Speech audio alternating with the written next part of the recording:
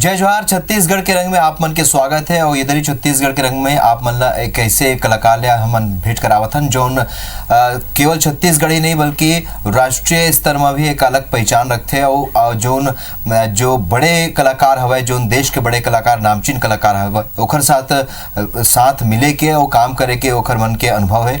अनुराग ठाकुर जी ले आप मन ले आज हम भेंट करावत हन। अनुराग जी, आप मन के बहुत बहुत स्वागत है। धन्यवाद। आप मन के जो अगर पूरा सफर के बात करन ता कैसे पूरा शुरुआत हुई से और जोन स्तर में आपन गे हो, राष्ट्रीय स्तर के कलाकार मन संग आपन प्रोग्राम करे हो, तो ये जैसे कि वो शुरुआत हो रही से पहले तो आप सब मन में बहुत बहुत धन्यवाद दे रहा हूँ। नमस्कार आप सब ला। जो बचपन से ही गाय के शौक रही से और रेडियो में वही साधन रहे से पहले संगीत के, तो वो पुराना गाना चलत रहे, घर के काम भी चलत रहे, तो वो शुरुआत तो समझो एक प्रकार से वही है। अंग्रेजिया बोले माँ बोले, अंग्रेजिया बोले माँ बोले धनी, अंग्रेजिया होगी ना, अंग्रेजिया बोले माँ बोले धनी, अंग्रेजिया होगी ना।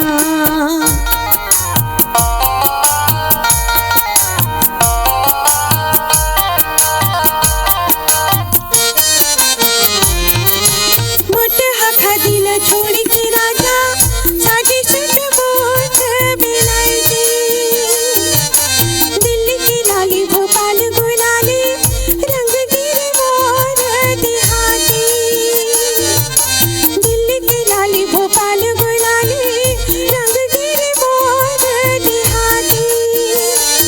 मोरे भैया की होगी हथियारे, भैया की होगी हथियारे, रंगरेजिया होगी ना। अंग्रेजिया बोले माँ बोले, अंग्रेजिया बोले माँ बोले धनी, अंग्रेजिया होगी ना, अंग्रेजिया बोले माँ बोले धनी, अंग्रेजिया होगी ना।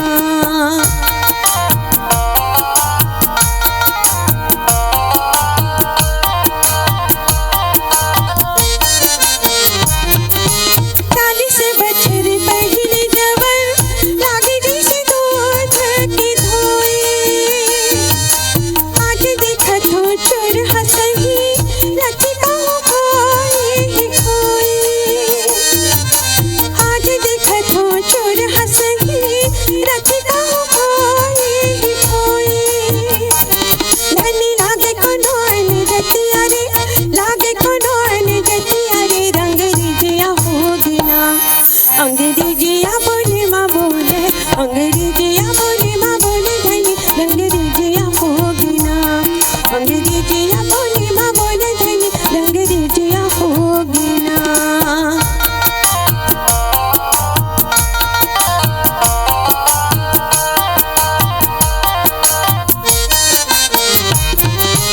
अपन वरण बोली रिवाज जाने का तो पढ़ भुला गे, धर्म छोड़ ईमान गवा के फैशन मावरा गे, धर्म छोड़ ईमान गवा के फैशन मावरा गे। मेरा नर वाले होगी नदिया रे, नर वाले होगी नदिया रे, अंग्रेजिया होगी ना। अंग्रेजिया बोले माँ बोले, अंग्रेजिया बोले माँ बोले धनी, अंग्रेजिया होगी ना, अंग्रेजिया बोले माँ बोले धनी, अंग्रेजिया होगी ना, अंग्रेजिया होगी ना, परदेसिया होगी ना, पर बुढ़िया होगी ना, अंग्रेजिया होगी ना। हमारे जो नाना जी के यहाँ वो लालन पालन हुए, हमारे जो नाना जी रीन है नरेश जी अग्निवंशी, मैं उनका रहा रही हूँ, उनका सानिध्य में वो बहुत शौकीन रही है संगीत के, तो वो मोला अपन पास रखीन, क्योंकि जहाँ जहाँ हमारे पिताजी रही ना वहाँ संगीत के उस समय विद्यालय नहीं रही से, तो नाना जी बोले रायपुर में रखेंगे और यहाँ विधिवत श्री राम संगीत महाविद्यालय है, वहाँ मोला भर्ती करा रही है। फिर वहाँ से समझिए एक प्रकार से संगीत की शुरुआत विधिवत सीखे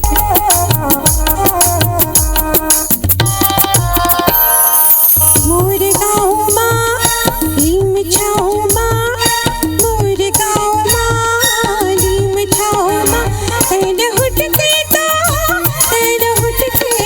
आ, और तोर पाँव ते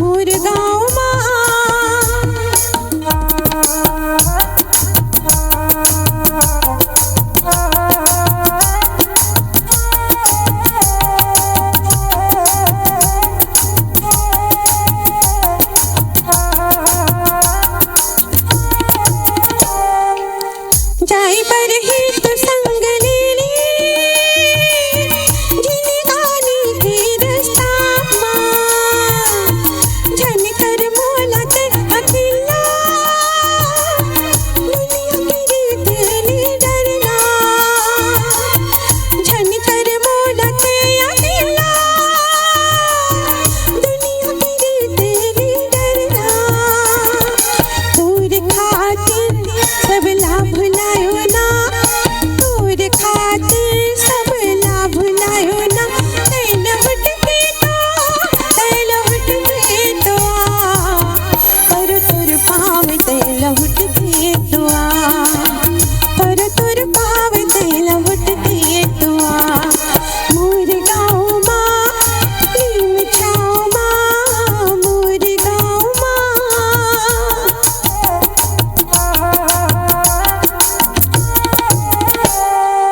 मोर गाँव माँ नीम छाँव माँ, मोर गाँव माँ नीम छाँव माँ, तैल हुट के तो तैल हुट के दुआ, पर तोर पाँव तैल हुट के दुआ, पर तोर पाँव तैल हुट के दुआ, पर तोर पाँव तैल हुट के दुआ, पर तोर पाँव तैल हुट के दुआ। तो आपन बहुत सारे कार्यक्रम आपन करे हो, वो कार्यक्रम ले जुड़े आपके अनुभव कैसे रही से? और बम्बई आपन के हो, लता मंगेशकर ले आपन के भेंट हुई से, जी, जी। वो पूरा घटनाक्रम कैसे रही से? मोर शुरुआत हो रही से तो ऐसे जो आप बता लता जी की जिससे आप बात करत हो ना, तो लता जी से मोर मुलाकात हो रही से खैरागढ़ में, जब संगीत के विधिवत शिक्षा बर मोला बड़े एमए क्लास में जब मैं गया हूँ, तो वो शिक्षा ला कंप्लीट करे पर अधूरा नाना जी बोले न अधूरा मत करिए, इसको पूरा करना है तुमको। तो हम जब गए खैरागढ़ में मोला भेजिन, खैरागढ़ में उस समय लता दी आ रही है, और उस समय मैं एमए फाइनल की स्टूडेंट हूँ। तो ला उनका से मिले के सौभाग्य और उनका से बात करे के सौभाग्य और उनला भोजन परोसे के सौभाग्य, ये मोला मिले से मोर जीवन की बहुत बड़ी उपलब्धि रही से।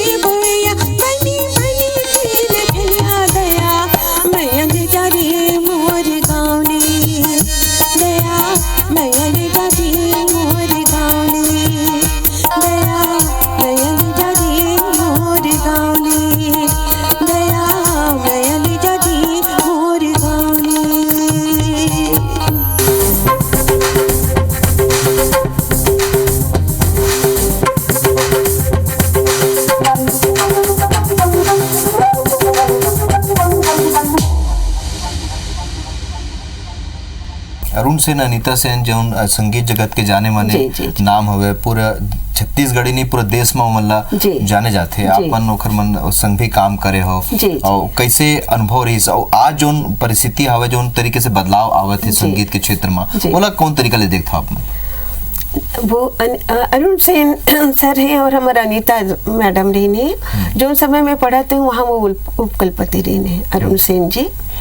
तो बहुत प्यार करें वो, बहुत अच्छा इंसान रही ने, सबला बहुत ज़्यादा आगे बढ़ा के उनका रहे कि मोर खैरागढ़ से सब मन अच्छा आगे बढ़े, अच्छा से अच्छा गाए।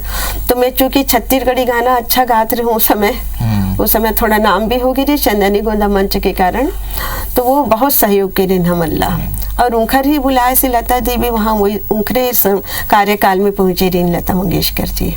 चलो तो आपन ले चर्चा ला आगे बढ़ाबो, आपन ला रुकू काबर के आपन ले बहुत कुछ गुड बात करना है। एक गाना हम सुन लेथन अनुराग ठाकुर।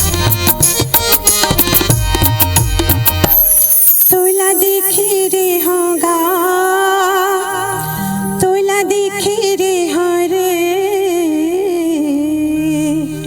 धमनी के हाथ माँ भूल तरी रे, तोला देखे रे होगा, तोला देखे रे हरे धमनी के हाथ माँ भूल तरी रे, तोला देखे रे होगा।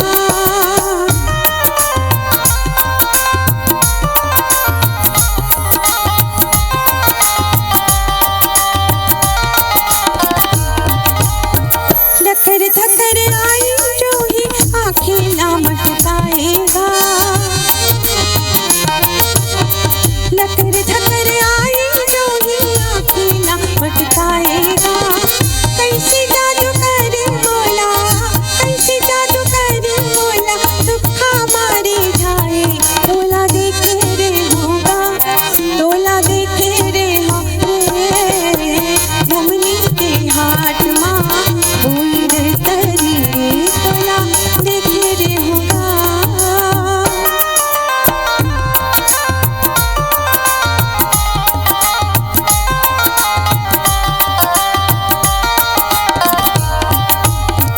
चुंगी पे बैठे बैठे माड़ी ना लमाएगा,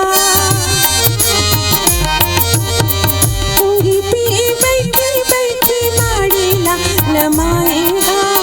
धीरे धीरे देखे मोला, धीरे धीरे देखे मोला, हंसी मालो भाई, तोला देखे रे होगा, तोला देखे रे हो रे धमनी के हाथ माँ भूल तरी रे, तोला देखे रे होगा।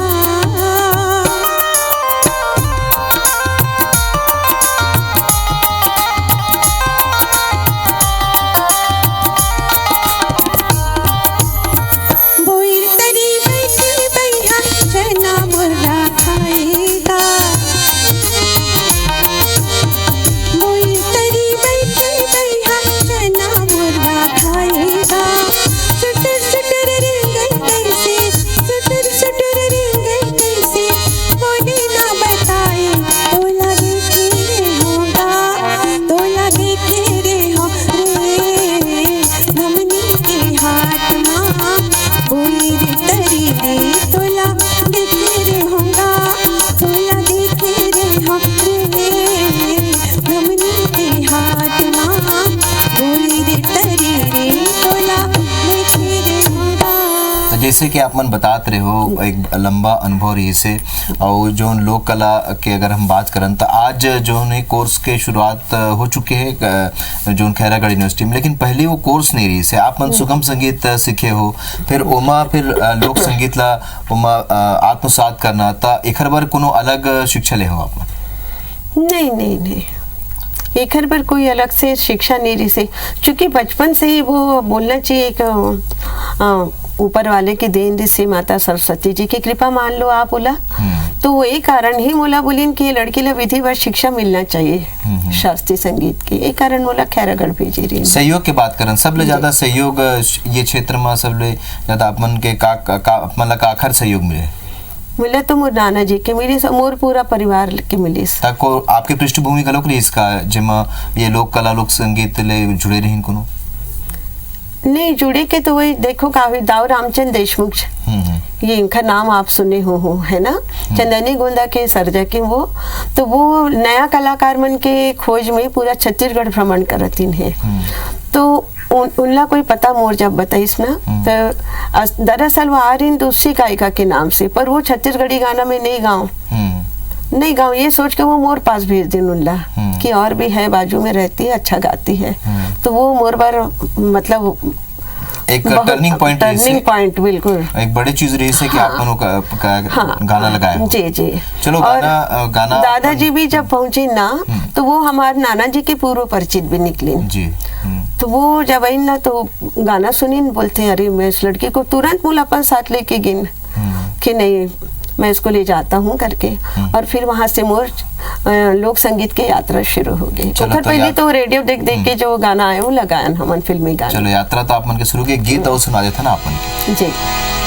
दाई की माया दर्दा की दया छलकत है लोग रामा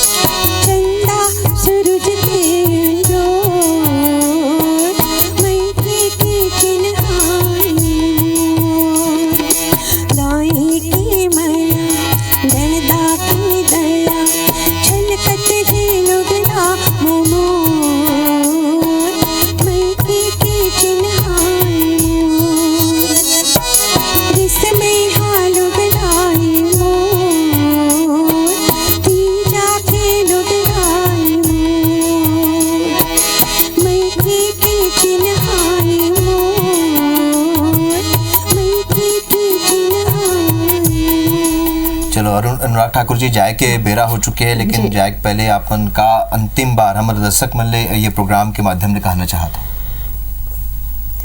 एक तो पहले तो मैं आप मतलब भी धन्यवाद देता हूँ कि IBC 24 वाले बोला याद करें करके बहुत दिनों से वो गाना छूटे हैं है ना, और स्टेज भी छूटे हुए हैं।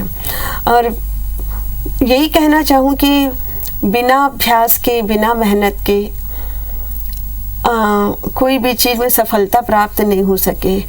हमन अपन समय में ना बहुत एक बार संघर्ष करे हैं, रात के 3-3 4-4 बजे तक जागरण करना, गाना वगैरह के अभ्यास करना, और ओकर कारण आज जो थोड़ा बहुत जो नाम हो चुके हैं ओकर पूरा श्रेय तो मैं चंदनी गोंदा मंच ला देना चाहूँ, है ना। सम्मानजनक मंच मिली मोला, ये मोर बहुत सौभाग्य रीत से। चलो आप मन स्टूडियो में आओ, ये चर्चा में आप मन हिस्सा ले, कार्यक्रम में हिस्सा ले, तेकर बर आप मन के बहुत बहुत धन्यवाद। जी आप सबके।